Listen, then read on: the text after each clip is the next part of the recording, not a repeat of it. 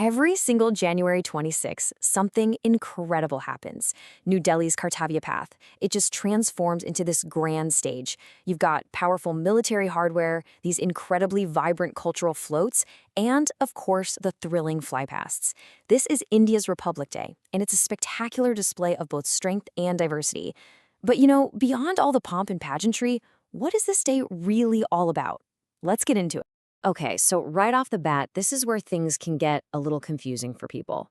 We all know India celebrates its independence from British rule on August 15th. So if that's the day the nation became free, what makes January 26th so important that it gets this massive celebration? Well, let's unpack that. To really get the answer, we have to go back in time. Actually, even before India was officially independent.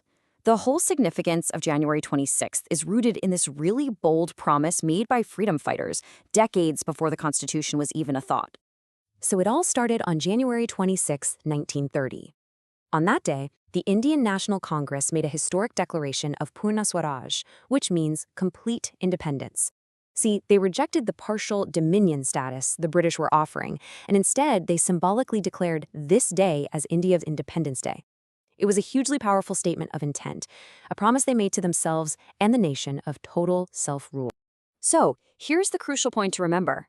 Independence Day on August 15th marks the end of an era. It's freedom from British colonial rule. Republic Day on January 26th, that marks the beginning of a brand new one. It's the day India officially began to govern itself with its own rulebook, the Constitution. You could say it's the difference between breaking free and then deciding how you're going to live free. Right, so after gaining independence in 1947, the nation faced this absolutely monumental task, creating a constitution that could unite a country that is vast and just incredibly diverse. I mean, this wasn't just about writing down some laws. It was about forging a national identity from the ground up. Just look at that number for a second. Almost 3 full years. That's how long the Constituents' Assembly, led by the brilliant Dr. V.R. Ambedkar, worked to draft the Constitution. And it was this exhaustive process of debate and deliberation, totally open to the public, all to create the supreme law for this new nation. Dr. Ambedkar and the other framers, they knew the Constitution couldn't be some rigid, unchanging document. It needed to be a living framework, something strong enough to provide stability for sure, but also flexible enough to adapt to the future needs of a really dynamic nation. So, with the Constitution finally in place, India made this one last, crucial transition. It wasn't just going to be an independent country anymore. It was about to become a republic. And that represents a fundamental shift in where power actually comes from. And this, right here, is the key. Between 1947 and 1950, India was technically a dominion, which meant the British monarch was still the formal head of state. But on January 26, 1950, the moment the Constitution came into effect, India became a true republic. Power was officially transferred from a foreign monarch to the people of India, who were represented by their very first president, Dr. Rajendra Prasad. And what guides this new republic? Well, it's these 4 principles, right there in the preamble of the Constitution. We're talking justice for all, liberty of thought and expression, equality of status and opportunity, and fraternity, which is that sense of common brotherhood to make sure the nation stays united. These are the promises of the republic. Okay, so how does a massive, spectacular parade connect to these really profound constitutional ideas?